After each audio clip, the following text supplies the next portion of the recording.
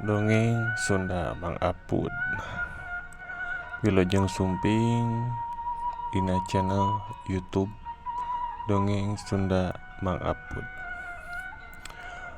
Mangga sobat sadayana urang ngadanggukeun dongeng Sunda nu bade dikawitan dinten ayeuna. Nyanak judul Mang Iik Neangan Jodoh.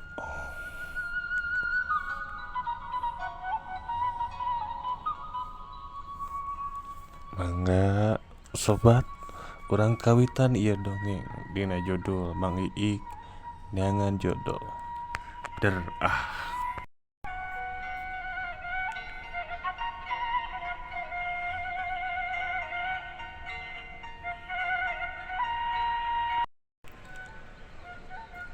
Poe ka poe, bulan ka bulan, taun tepung taun, poe silih ganti nya kitu oge kahirupan jelema tara aya nu cicing dina hiji martabat. Nu sedih pasti panggih bunga, kitu oge sabalikna. Hiji mangsa zaman harita samemeh Indonesia merdeka tahun 1945, aya hiji pemuda anu kasep ngarempereng koneng, jangkung leutik matak jadi kaleleban para kaum awewe di zaman harita mah. Pangkasepna di lembur teh sebutkeun we ngaranna teh Iqbal atawa sok disebut Iik Sutisna. Dengaranna mah Iqbal Sutisna Iik Sulastri, ngan sok disarebut Iik ku urang lembur eta teh.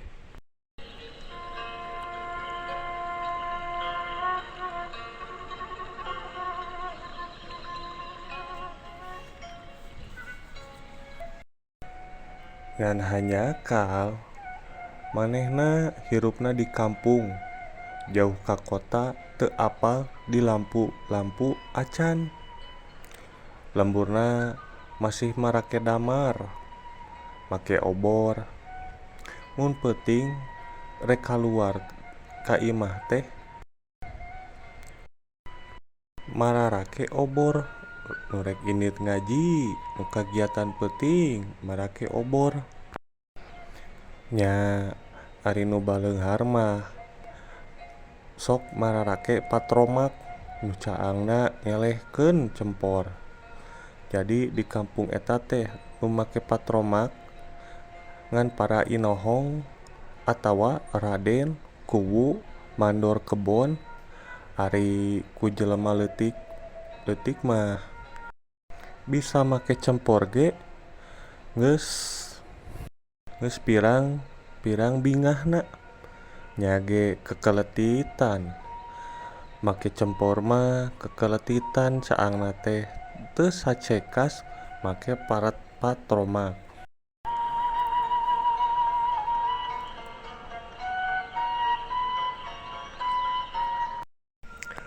Ari Mang Iik teh hirupna bisa disebut cukup.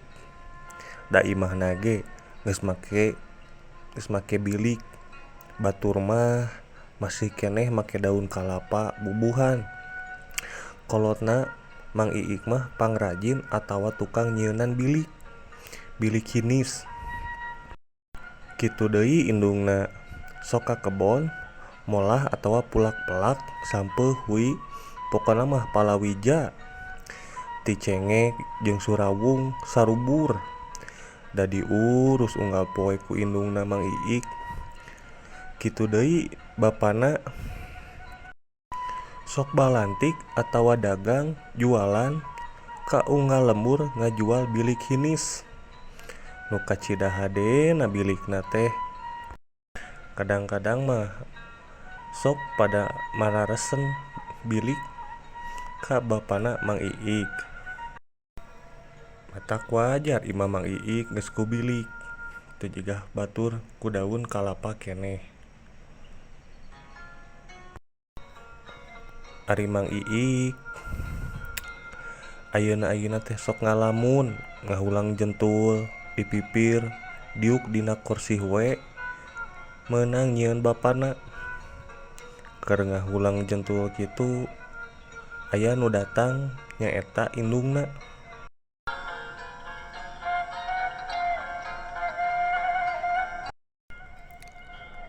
Jang, anak mak anu kasep kunaon anjeun teh mending ngalamun teh menika malinaan anggur gerang ngarit ka ditu.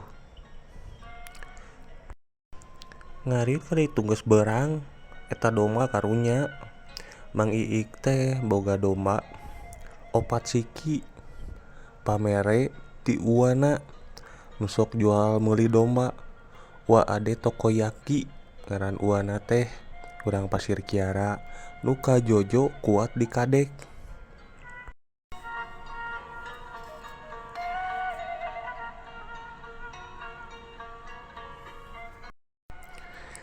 Cek indungna kunaon atuh Jang ngalamun wae sok bebeja ka emak da anjeun teh geus gede teu pantes ngalamun kitu sok bebeja aya naon jeung naon nu dilamun teh. Cek Mang Iik, aduh mak Iik teh teu puguh isin jeung sajabana rek balaka ka emak teh. Cek indungna har naon Jang balaka ka kolot maneh teh anak hiji-hijina emak piraku emak teu merhatikeun ka maneh. Sok ngobrol naon Jang hayang naon maneh teh. Nuhun mak katampi kanyaah emak malah hese jang mayarna mak. Kieu atuh mak Iik rek balaka yeuh.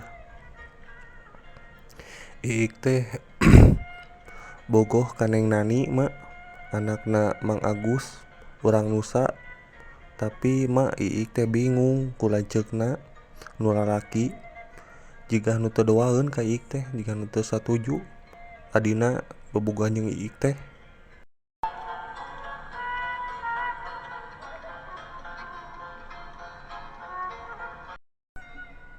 Oh, Neng Nani anakna Agus urang Nusa eta mah atuh babaturan bapa maneh Jang.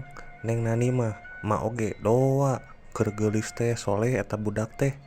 Cocok mama daripada ka si Eti anakna Mang Otang mah mending ka Neng Nani tambah kembang desa. Neng Nani teh di Nusa hafal emak oge. Da jeung ibu-ibu sok ngagarosip emak jeung ibu-ibu di warungna Mang Agung teh Nur nya ngobrolkeun cenah aya hiji mojang geulis cenah aya nama budak Mang Agus teh cenah. Bager soleh guru ngaji ongkoh cenah nya Jang.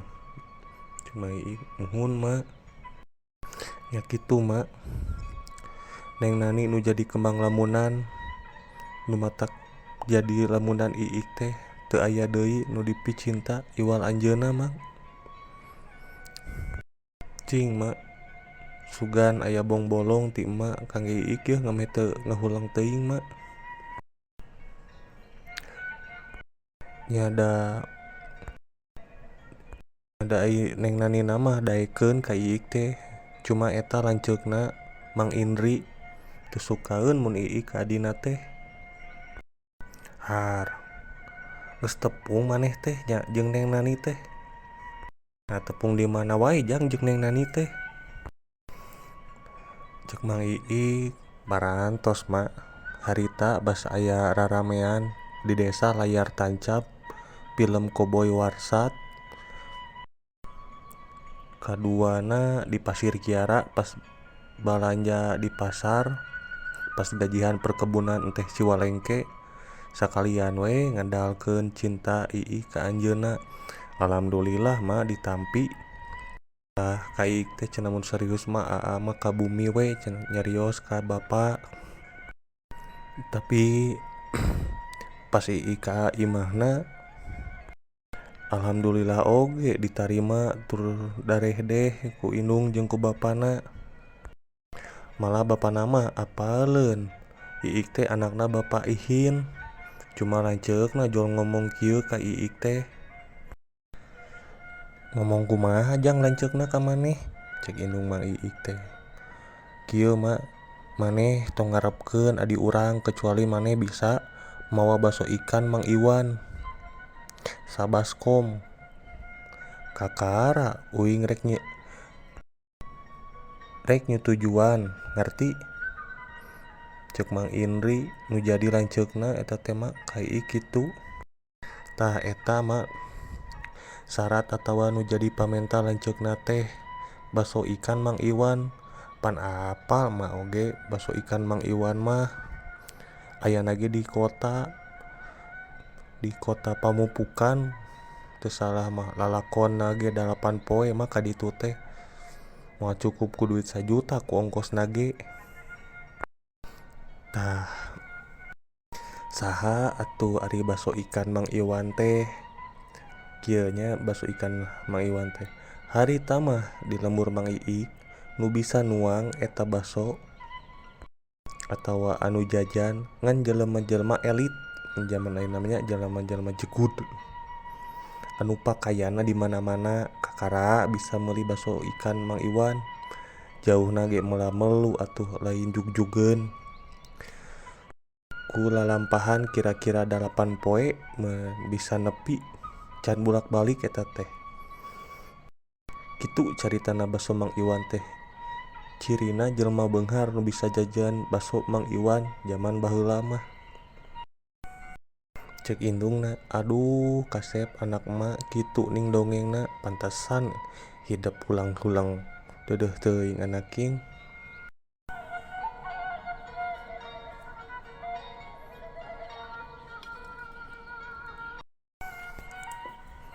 Cek Mang Iik, sok mak bantuan Iik ngemutan da tos izin ku nu sanes babaturan saantaragan Iik mah.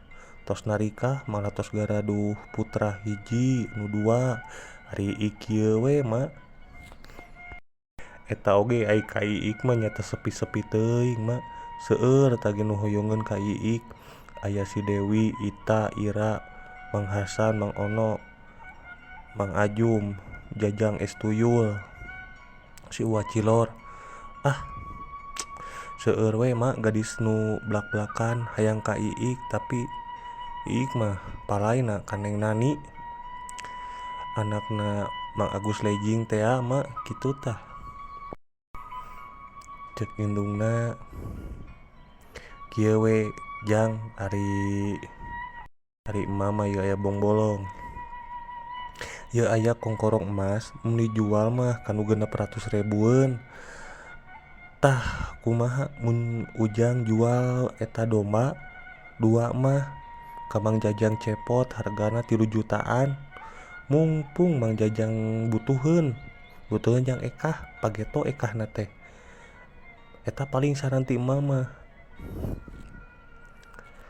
Cek Mang Iik atuh mah meuni kedah ngajual kongkorong teu tega abi mah mak. Cek indungna bae jalu keur saha deui atuh. Keur saha deui atuh pakaya emak jeung abah pan keur hidep kasep bae ridho emak mah. Asal maneh we buru-buru nyanggupan eta syarat lanceukna neng nani. Keur kawin mah engke we urang jual kebon sok ke anjeun bantuan si bapa ngajualan bilik. Ame aya jang tambah-tambahna pas engke kawin. Cek Mang Iik, muhun atuh mak nuhun pisan. Bari nyekruk dina lahunan indungna. Pas isukna bener we domba teh dijual 2 siki ku Mang Iik teh. Jadi duit teh geus nyekel 3 juta ladang ngajual domba. Kitu oge kongkorong nu jadi indungna dibawa rek dijual engke di kota jeung suratna eta oge. Cek Mang Iik bari geus dandan siap-siap abah emak Iik rek mios ka kota rek meser baso ikan Mang Iwan jang nyumponan syarat lanceukna. Dan lanceukna teh sieun dirunghal cenah mak pak nyungkeun pihuruk doana we ti emak jeung ti abah abi bade mios ayeuna keneh. Cek indung jeung bapana beral jalu jug udag cita-cita maneh. Doa mah moal burung marengan teu dipenta oge. Jug ngan kade ulah ka mana mendi nya 15 poe teh lain waktu nu sakocepat. Jadi kade nya eta nyekel duit. Sakuan di kota mah pajarkeun loba cepot. Loba copet cenah di kota mah kade. Cing bener nyakuana nya duit gede eta teh. Jug gerak indit mumpung isuk keneh. Cek Mang Iik, nuhun abah mah amanat eta bade dilaksanakeun ku abi. Mangga mah abah Iik angkat. Atuh harita keneh Mang Iik indit ti imahna make jaket koneng umyang, kahandapna calana gading semu Martin. Kitu oge sendalna. Nu dijieun ti nu awi teu poho mawa rangsel di jerona salin baju salila perjalanan. Nya urang ambil singkatna we teu dicaritakeun kumaha susah senangna di perjalanan 8 poe. Mang Iik geus nepi ka kota. Pas nepi ka nu dituju kota metropolitan nyaeta Pamupukan, tempat Mang Iwan ngadagangkeun baso ikanna. Harita keur diriung ku nu balanja ti unggal lembur pada ngajugjug. Cing sasaledek hayang pala heula di ladangan. Teu kolot teu budak. Rabul nu balanja di hareupeun imahna teh. Cek Mang Iik, wadidaw. Pinuh kieu ning. Bener baso ikanna kuat pada ngajugjug kieu. Pinuh heurin usik kieu. Mang Iik bari ngusap dadana. Teu karasa ti isuk-isuk Mang Iik kebagian basona jam 2 subuh. Ti isuk-isukna teh ti jam 7 isuk-isuk. Antrianna kabagian nomor 1840. Nya kabagianna teh jam 2 subuh. Cek Mang Iik, punten Mang, dupi baso ikanna aya keneh. Cek Mang Iwan, aya jang, sok sabaraha rupeun. Buru pangna rek kacai yeuh hayang medel teu kuat. Buru kalah ceurik deui. Buru sabarahaeun sosok. Mang Iik nu hulang-huleng 300 ribuan Mang. Tapi atahna Mang soalna abi tebih bubuna dipisah we Mang. Salah omong Mang lain 300 ribuan, 1.200.000 we. Keur bagikeun di lembur Mang, keur syarat. Cek Mang Iwan, oh siap atuh tungguan tah di dinya di luhur para. Atuh terekel Mang Iik di para nungguan basona Mang Iwan nu atahna cenah. Jarak setengah jam ge baso atahna mah geus jadi. Cek Mang Iwan, yeuh baso nu saudarana Iik sutisna beres cenah ka dieu tina speaker aktif nu dipasang di luhur genteng. Da make speaker da meureun saking kulobana. Mang Iik, abi Mang. Cek Mang Iwan, yeuh geus beres. Cek Mang Iik teh, naha Mang? 5 siki Mang, 1.200.000 teh. Har, panya teh apal ieu baso teh 500 ribuan hijina. Kali tilu jadi 1,5 juta ujang kadina mahan 300. Oh 500 ribuan Mang hijina. 500 ribuan. Sok ieu bola baso ikan teh karinga godog di imah. Ieu gedena teh segede bola ieu teh baso ikan teh. Ieu mah atah keneh sedek ieu teh ge mah gedean. Cuk Mang Iik, nya muhun Mang. Nya eta we Mang jadi 1,5 juta pangintennya. Nya sok enggal Mang bungkusnya ieu geus dibungkus yeuh. Nya atuh Mang nya hatur nuhun Mang. Nya sok jugjang. Singkat carita nepi ka lembur tur langsung dibikeun kanu jadi lanceukna Neng Nani. Atuh harita oge Mang Indri meuni atoh kacida syaratna dicumponan. Cek Mang Indri teh kieu, "Tah, mun kaya gini mah silakan. Aku setuju adikku Neng Nani kamu nikahi." Cek Mang Indri bari cacamuyolan ngadahar baso ikan anu atah. Malah bumbuna nepikeun ka dipake ku Ramas ku Mang Indri saking atohna. Tah sakitu dongeng ti Mang Apud. Hapunten bilih kirang merenah caritana. Nuhun nu tos kersa ngadangukeun ieu dongeng. Yuah ge boy.